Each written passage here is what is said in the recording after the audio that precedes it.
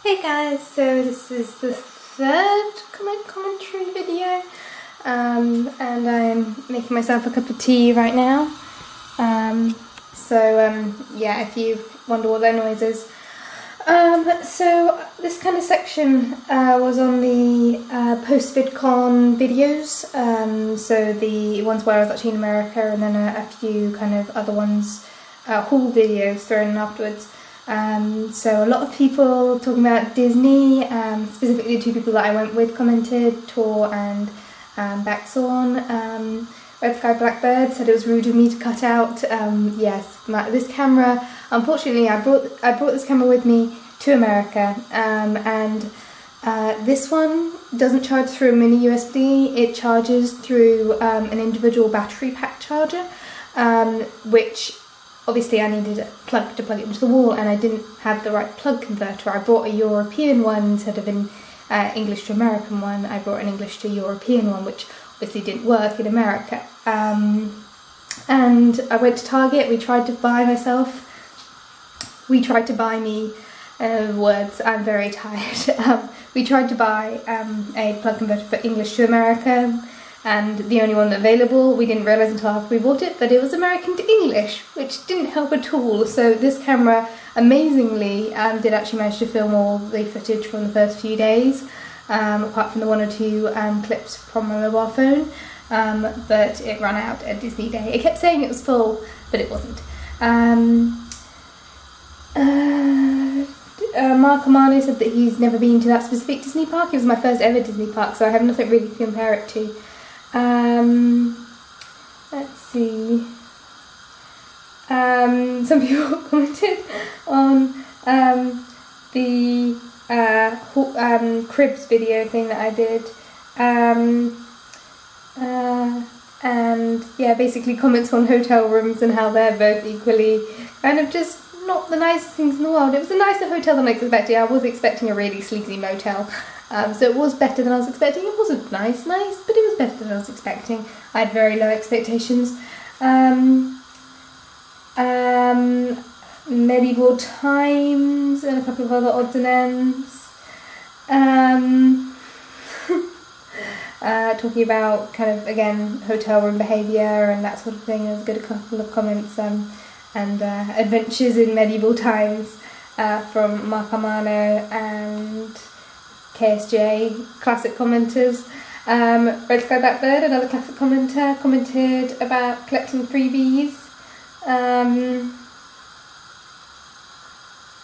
Yeah, it's very nice doing scrapbooking. It takes a lot of effort to actually do it. When I used to keep a diary, which I haven't been able to keep for quite some time, just because there was a lot of work, and kind of daily vlogging kind of does the job of a diary anyway. Except obviously with daily vlogging I tend to be a lot more filtered than what I was with my diary.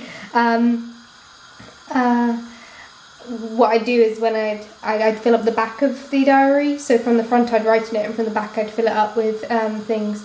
But I haven't actually scrapbooked in quite some time, but it would be interesting to put all the stuff that I did find from VidCon into a book. Mark Amano was very supportive of me. Don't think liking things and having an emotional attachment to things is being materialistic. Oh, that's nice. It's very kind of you to say. What's the next video? Things I bought for myself. And there's a lot of fear of the knife. I do like that dagger. It is such a pretty dagger. I just need an occasion to wear it. I'm sorry if the audio is a bit crackly because switching hands is my arm hurt. I like medieval weaponry. It's one of those things, like I like costuming and I like all of that sort of thing. It's finding occasions to wear it. Like Halloween isn't really a thing, at least not in the crowd that I am part of in England. And it's the only real socially acceptable time to dress up other than conventions. And I love being in costume, I really do. I love wearing fancy clothes. And it's something that I can't really do, so I do love that knife. And Medieval Times was super duper fun. So let's comment on being very jealous. But I've never been to a Renaissance festival either. It's one of those things that, again, it's just not done in England. It's partially because we have a lot of history events and historical areas and historical buildings, so there tends to be costume tour guiding and that sort of thing, which seems very aimed at young children. There doesn't seem to be like adult, we're not being historically accurate but we're having fun type thing. But I don't really, I haven't seen anything like that in England. Maybe they'll bring something over at some point. Same with medieval times, it just isn't a thing in England. And last but not least, updates on chocolate. I don't like beans, as in Bertie Bott's every, jelly beans. I really never have, so doing a bean challenge is not going to happen. Backs on. Ooh Canada, Adam. Hershey's chocolate. Yeah, I think there's lots of different mixed chocolate. I think at some point I will have to do a full trial and error with different types of chocolate, different brands of chocolate, and really look at different imports and exports, because that Hershey's bar was disgusting and tasted like no other chocolate. While there are different types of chocolate that have different flavours. Like I described the giant penny as tasting like tourist chocolate, souvenir chocolate. Oh, the kettle's whistling.